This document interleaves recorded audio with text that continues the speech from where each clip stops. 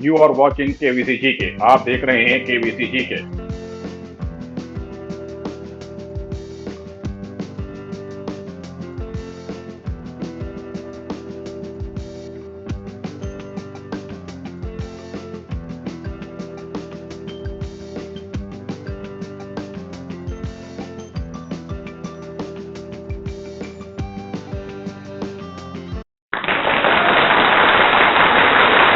Hello दोस्तों, स्वागत है आपका। आज हम केबीसी जीके में करेंगे साइंस के क्वेश्चन। तो पहला क्वेश्चन आपकी स्क्रीन पर आ रहा है। ये the quantity of matter present in an object is called its. किसी वस्तु में उपस्थित पदार्थ की मात्रा कहलाती है। आपका समय शुरू होता है अब। आपके ऑप्शन इस प्रकार हैं। ए वेट, वजन। बी ग्राम। सी मास, द्रव्यमान। और डी डेंसिटी, घनत्व। सही उत्तर को आपको कमेंट बॉक्स में देना है। The quantity of matter present in an object is called its. किसी वस्तु में उपस्थित पदार्थ की मात्रा कहलाती है। समय समाप्त हुआ। सही उत्तर है आपका ऑप्शन सी, द्रव्यमान, मास। अगले प्रश्न की ओर बढ़ेंगे। अगला प्रश्न आपकी स्क्रीन पर आ रहा है। ये the boiling point of alcohol is 78 degree centigrade Celsius. 78 degree Celsius. What is this temperature in kelvin scale. Alcohol का क्वथनांक 78 डिग्री सेल्सियस होता है। केल्विन पैमाने में यह तापमान कितना होगा। आपका समय शुरू होता है अब। Option A 373 kelvin, 373 kelvin. Option B 298 kelvin, 298 kelvin. Option C 351 kelvin, 351 kelvin. और ऑप्शन डी 328 केल्विन, 328 केल्विन। सही उत्तर को आपको कमेंट बॉक्स में देना है। ए, बी, सी या डी। आपका समय समाप्त हुआ और इसका ठीक उत्तर है सी, 351 केल्विन, 351 केल्विन। ऐसा क्यों होता है? जब भी आप सेल्सियस को केल्विन यूनिट में कन्वर्ट करते हैं, बदलते हैं, तब वहां पर आपको 273 को प्लस करना होता है। तो 78 प्लस 273 प्लस होकर आएगा 351 केल्विन। नेक्स्ट क्वेश्चन की तरफ पढ़ेंगे। नेक्स्ट क्वेश्चन आपकी स्क्रीन पर आ रहा है। In which phenomena water changes into water vapour below its boiling point. किस घटना में पानी अपने क्वथनांक से नीचे जलवाष्प में परिवर्तित हो जाता है। आपका समय शुरू होता है अब। आपके ऑप्शन इस प्रकार हैं। कंडेंसेशन, संक्षेपण, एवोपरेशन, बाष्पीकरण। और it should be vaporisation. Option C no such phenomena exist. ऐसी कोई घटना मौजूद नहीं है। ऑप्शन डी बॉइलिंग, उबलना। In which phenomena water changes into water vapour below its boiling point. समय समाप्त हुआ। आपका ठीक ऑप्शन है ऑप्शन बी, एवोपरेशन, बाष्पीकरण। इसको वेपोराइजेशन भी बोलते हैं। अगले प्रश्न की तरफ बढ़ेंगे।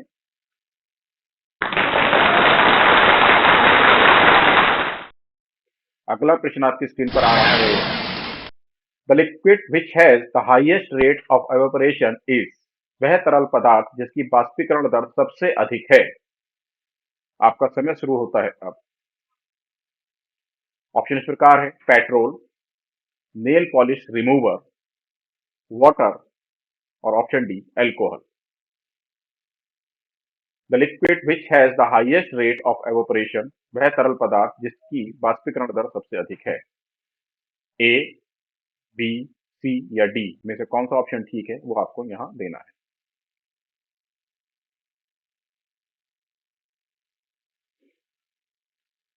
तो यहां आपका समय समाप्त हुआ और आपका ठीक ऑप्शन है ऑप्शन डी। तो अल्कोहल का एवोपरेशन रेट हाईएस्ट होता है। ठीक है, नेक्स्ट क्वेश्चन की तरफ पढ़ेंगे। क्यों एवोपरेशन रेट इसका हाईएस्ट होता है? क्योंकि इसका बॉइलिंग पॉइंट लोएस्ट होता है, दैट इज वाई।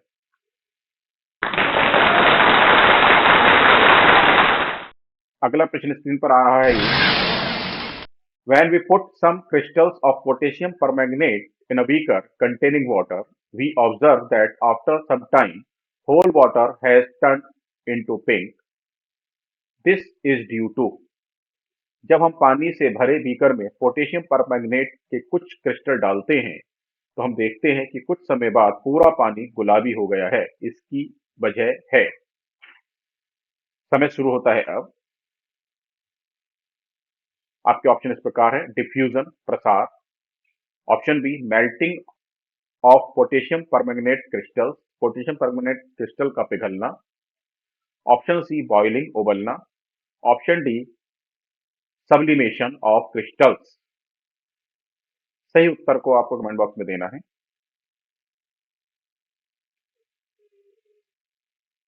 समय के साथ सही उत्तर कमेंट बॉक्स में दीजिए।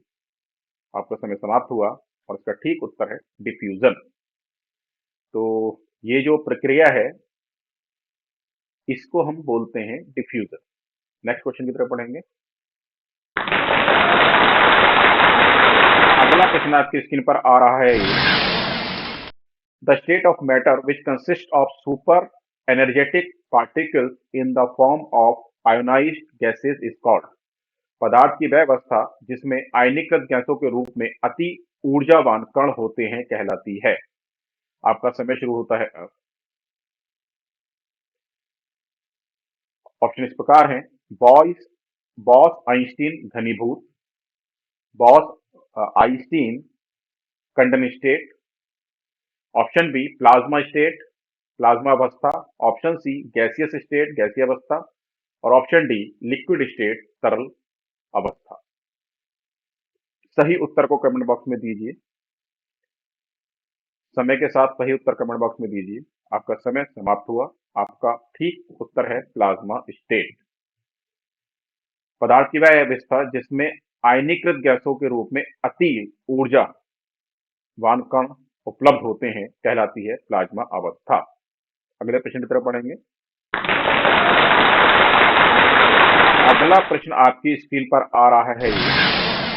The force that binds the particles of matter together is called. वह बल जो पदार्थ के कणों को एक साथ बांधता है कहलाता है। आपका समय शुरू होता है अब। आपके ऑप्शन इस प्रकार हैं, इंटर मॉलिक्यूलर स्पेस, आंतरिक आणविक स्थान, ऑप्शन बी बॉन्ड बंधन, option C intermolecular force अंतर आणविक बल, ऑप्शन डी न्यूक्लियर फोर्स परमाणु बल। The force that binds the particles of matter together is called. सही ऑप्शन को कमेंट बॉक्स में दीजिए, ए बी सी या डी। आपका समय समाप्त हुआ और आपका ठीक उत्तर है इंटर मॉलिक्यूलर फोर्स, अंतर आणविक बल। वो क्या रहता है, सभी पार्टिकल्स को एक साथ जोड़े रखता है। ठीक है, अगले प्रश्न पर बढ़ेंगे। अगला प्रश्न आपकी स्क्रीन पर आ रहा है ये। The change of a liquid into vapour is called. उच्च गति से चलने वाले इलेक्ट्रॉनों को निम्नलिखित में से कौन सा नाम दिया गया है? और ये हिंदी इसकी गलत है, ये हिंदी नहीं है। The change of liquid into vapours is called. ठीक है, तो लिक्विड को वेपर्स में, मतलब तरल को वाष्प में बदलने की प्रक्रिया को क्या बोलते हैं, ये यहां पूछा गया है। आपका समय शुरू होता है अब। ऑप्शन ए सॉलिडिफिकेशन जमना, ऑप्शन बी वेपोराइजेशन बाष्पीकरण, ऑप्शन सी सब्लिमेशन ऊर्ध्वपातन, option D none of this, इनमें से कोई नहीं। तरलीय अवस्था को बाष्पीकरण अवस्था में बदलने को क्या कहा जाता है? इन चार ऑप्शंस में से कोई एक ऑप्शन आपका ठीक है जो आपको कमेंट बॉक्स में देना है। जल्दी से अपने आंसर कमेंट बॉक्स में दीजिए। आपका समय समाप्त हुआ और आपका ठीक ऑप्शन है बाष्पीकरण, वेपोराइजेशन, और evaporation is also. Next question की तरफ बढ़ेंगे। नेक्स्ट क्वेश्चन आपकी स्क्रीन पर आ रहा है which of the following describe the liquid phase, निम्नलिखित में से कौन तरल चरण का वर्णन करता है। आपका समय शुरू होता है। आपके ऑप्शन इस प्रकार हैं, it has a definite shape and a definite volume, इसका एक निश्चित आकार और एक निश्चित आयतन होता है। Option B, it has a definite shape but not a definite volume, इसका आकार निश्चित है लेकिन आयतन निश्चित नहीं है। Option C, it has a definite volume but not a definite shape, इसका आयतन निश्चित है लेकिन आकार निश्चित नहीं है। Option D, it has neither a definite shape और नॉर अ डेफिनेट वॉल्यूम, इसका न तो कोई निश्चित आकार है और न ही कोई निश्चित आयतन है। आपका समय समाप्त हुआ। सही ऑप्शन है C, it has a definite volume but not a definite shape, इसका आयतन निश्चित होता है लेकिन आकार निश्चित नहीं होता है। तो कोई भी लिक्विड आप किसी भी आ, आकार में डाल दीजिए, वो वही आकार ले लेता है ना, लेकिन जो वॉल्यूम है, जो आयतन है, वो उसका निश्चित रहता है। अगले प्रश्न की तरफ बढ़ेंगे। अगला प्रश्न आपकी स्क्रीन पर आ रहा है When a teaspoon of solid sugar is dissolved in a glass of liquid water, what phase or phases are present after mixing? जब एक चम्मच ठोस चीनी को एक गिलास तरल पानी में घोला जाता है तो मिश्रण के बाद कौन सी अवस्था या चरण मौजूद होते हैं। आपका समय शुरू होता है अब। लिक्विड ओनली, केवल तरल।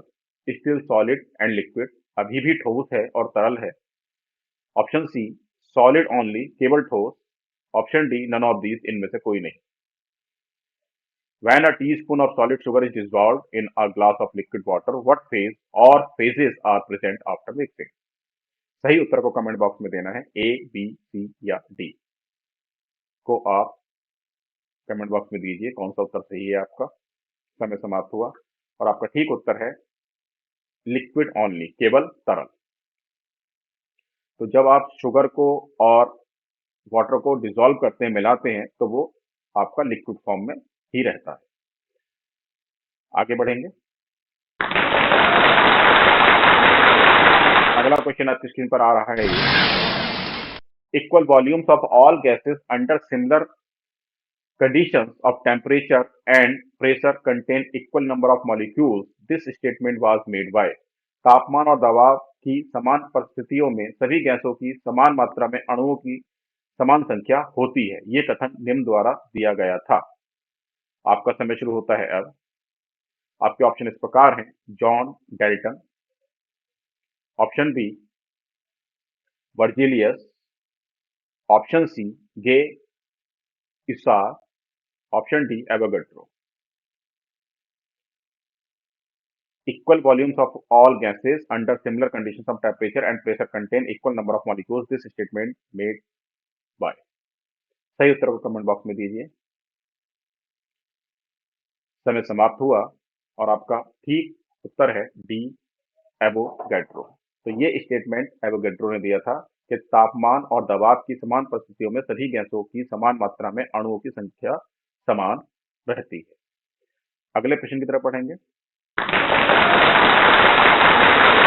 अगला प्रश्न आपकी स्क्रीन पर आ रहा है all gases will occupy zero volume when the temperature is reduce to.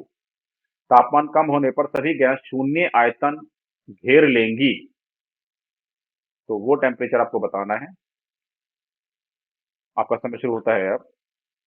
Option इस प्रकार है, 273 degree Celsius, -273 degree Celsius, 373 degree Celsius, -373 degree Celsius.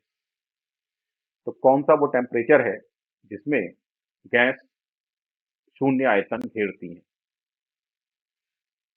सही उत्तर को कमेंट बॉक्स में दीजिए। समय समाप्त हुआ और आपका ठीक उत्तर है -273 डिग्री सेल्सियस, -273 डिग्री सेंटीग्रेड। अगले प्रश्न पर चलेंगे। अगला प्रश्न आपकी स्क्रीन पर आ रहा है non reacting gases have a tendency to mix with each other, this phenomenon is called. गैर प्रतिक्रियाशील गैसों में एक दूसरे के साथ मिश्रित होने की प्रवृत्ति होती है, इस घटना को कहा जाता है। आपका समय शुरू होता है अब। आपके ऑप्शन इस प्रकार है: केमिकल रिएक्शन, रासायनिक प्रतिक्रिया, डिफ्यूजन प्रसार, इफ्यूजन प्रवाह, एक्सप्लोजन विस्फोट। Non-reacting gases have a tendency to mix with each other. This phenomena is called। Option A, B, C या डी में से कोई एक ठीक ऑप्शन है जो आपको कमेंट बॉक्स में देना है। आपका समय समाप्त हुआ और इसका ठीक उत्तर है डिफ्यूजन प्रसार। अगले प्रश्न की तरफ बढ़ेंगे। अगला प्रश्न आपकी स्क्रीन पर आ रहा है: A gas which obeys the gas laws is called। वह गैस जो गैस नियमों का पालन करती है कहलाती है। आपका समय शुरू होता है अब। आपके ऑप्शन इस प्रकार हैं: option A, a heavier gas, एक भारी gas. Option B, an ideal gas, एक आदर्श gas. Option C, a lighter gas, एक हल्की गैस। और option D, a real gas, एक वास्तविक gas. A gas which obeys the gas laws is called. सही उत्तर को कमेंट बॉक्स में दीजिए। ऑप्शन ए, बी, सी या डी। आपका समय समाप्त होता है और आपका ठीक उत्तर है एन आइडियल गैस, एक आदर्श गैस। तो जो गैस गैस नियमों का पालन करती है उसको आप आदर्श गैस बोलते हैं। अगला प्रश्न आपकी स्क्रीन पर आ रहा है: densities of two gases are in the ratio 1:2 and their temperature are in the ratio 2:1, then the ratio of their respective pressure is। दो गैसों का घनत्व 1:2 के अनुपात में है और उनका तापमान 2:1 के अनुपात में है, तो उनके संबंधित दबाव का अनुपात क्या होगा। आपका समय शुरू होता है अब। आपके ऑप्शन इस प्रकार है: 1:1, option B 1:2, option C 2:1, option D 4:1। तो ये एक अच्छा क्वेश्चन है, इसमें आपको रिलेशन पता होना चाहिए। ठीक है, टेम्परेचर, प्रेशर और डेंसिटी के बीच। तो ठीक उत्तर को कमेंट बॉक्स में दीजिए। कौन सा आपका ठीक आंसर आ रहा है वो ऑप्शन आप कमेंट बॉक्स में डाल दीजिए। अभी समय समाप्त हुआ और इसका ठीक उत्तर है 1:1। तो ये कैसे होता है आपसे बात कर लेते हैं। देखिए, डेंसिटी और टेम्परेचर प्रेशर के क्या होते हैं, प्रोपोर्शनल होते हैं, अनुलोमानुपाती होते हैं। ठीक है, अनुक्रमानुपाती होते हैं। तो इसका मतलब जो डेंसिटी है वो 1:2 है, टेम्परेचर 2:1 है, तो प्रेशर आएगा 2 × 1 2 और 2 × 1 2। तो 2:2 मीन्स 1:1 आपका आंसर आ जाएगा ऑप्शन ए। अगले प्रश्न की तरफ बढ़ेंगे। अगला प्रश्न आपकी स्क्रीन पर आ रहा है: which of the following expression at constant pressure represents Charles law. स्थिर दबाव पर निम्नलिखित में से कौन सा अभिव्यक्ति चार्ल्स सिद्धांत का प्रतिनिधित्व करती है। आपके समय शुरू होता है अब। आपके ऑप्शन इस प्रकार है: V × T, V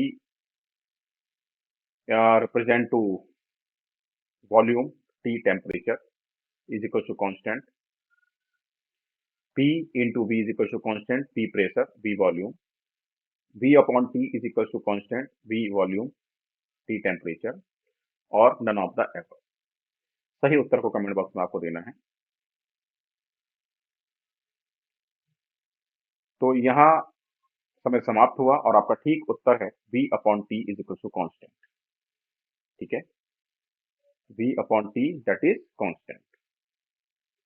तो ये आज का अंतिम उत्तर था।